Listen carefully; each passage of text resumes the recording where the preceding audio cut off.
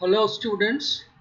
आज हम एक ऐसे टॉपिक पे बात करने जा रहे हैं जो कि डी ब्लॉक एलिमेंट्स में भी आता है, इलेक्ट्रोकेमिस्ट्री में भी आता है। That is about the electrode potential, standard reduction potential, जो कि स्टूडेंट्स को जनरली ये कॉन्सेप्ट जल्दी समझ में नहीं आता है। टेक्स्ट बुक में भी ये बराबर से नहीं दिया है। So let's talk about copper.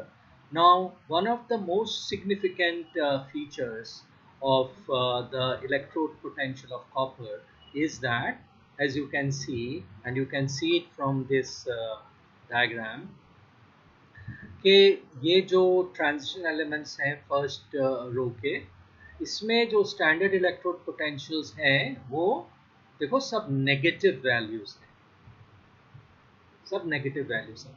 लेकिन सिर्फ कॉपर का जो है वो पॉजिटिव इलेक्ट्रोड पोटेंशियल है। बाकी सारे जितने भी फर्स्ट ट्रांजिशन रो के एलिमेंट्स हैं उनका नेगेटिव स्टैंडर्ड इलेक्ट्रोड पोटेंशियल है। So the question is that why is it so and what is the implication, what is the importance, उससे हमें समझ में क्या आता है। So I'm going to explain you about that. So see, for the copper it is 0.34 volts. Okay, तो पहले तो आपको ये समझना है कि अगर पॉजिटिव इलेक्ट्रोड पोटेंशियल है तो उससे हम क्या समझते हैं, और नेगेटिव है तो उससे हम क्या समझते हैं। तो मैंने एग्जांपल के लिए यहाँ पे आपको सोडियम का भी स्टैंडर्ड इलेक्ट्रोड पोटेंशियल दिया है, जो कि माइनस है, -2.71।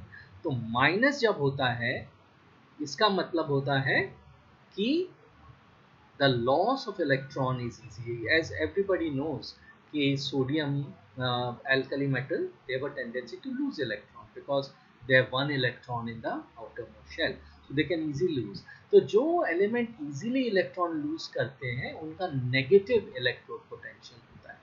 इसका मतलब है कि अगर पॉजिटिव है तो ये इलेक्ट्रॉन इजीली लूज नहीं करता है। अब आप फ्लोरीन का देखो, तो फ्लोरीन का अगर हम देखेंगे तो ये पॉजिटिव है, इसका मतलब है कि ये इलेक्ट्रॉन गेन इजीली करता है। ये भी आपको मालूम है क्योंकि इट हैज 7 इलेक्ट्रॉन्स। सो अब हमें ये सोचना है कि कॉपर इजीली इलेक्ट्रॉन लूज क्यों नहीं करता।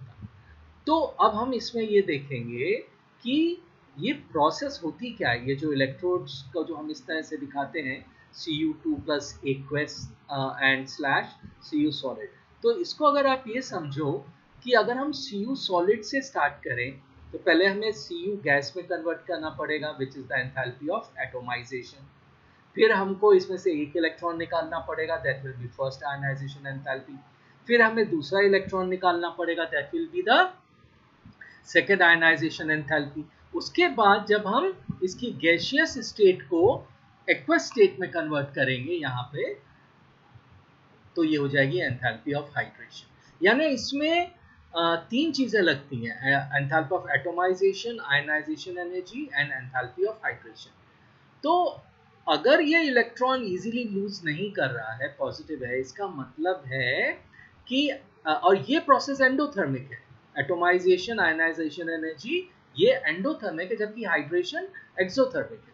तो इसका मतलब है कि ये प्रोसेस जो है ये डिफिकल्ट है, यानी ये ज्यादा ही एंडोथर्मिक है, एंडोथर्मिक ज्यादा है, जिसकी वजह से ये इलेक्ट्रॉन इजीली लूज नहीं कर पा रहा है।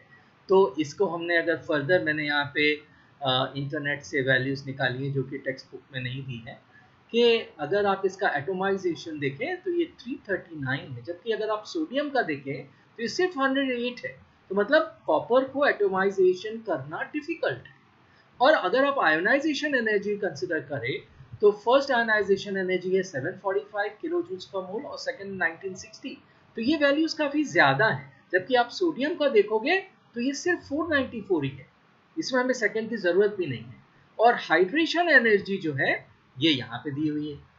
तो अगर हम ओवरऑल बात करें तो हम ये बोल सकते हैं कि कॉपर का पॉजिटिव इलेक्ट्रोड पोटेंशियल इसलिए है क्योंकि उसकी एटोमाइजेशन एंथैल्पी हाई है, आयोनाइजेशन एनर्जी भी हाई है, और जो उसकी हाइड्रेशन एनर्जी है वो इतनी सफिशिएंट नहीं है कि उसको न्यूट्रलाइज या उसको बैलेंस कर सके।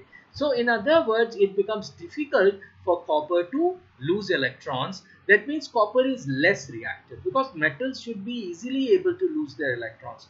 But copper is not able to easily lose its electrons. That means copper is less reactive. And that is why copper does not react with the dilute acids to liberate the hydrogen gas. Whereas sodium, because it has a negative electrode potential and it can easily lose its electron, it is a strong reducing agent, it is more reactive and it can liberate hydrogen gas easily from acids like hydrochloric acid. So I think you have understood the entire explanation and hope you have liked it. If you have liked it, please like and give your comments. And if I will be posting more videos on difficult topics. Thank you very much for watching.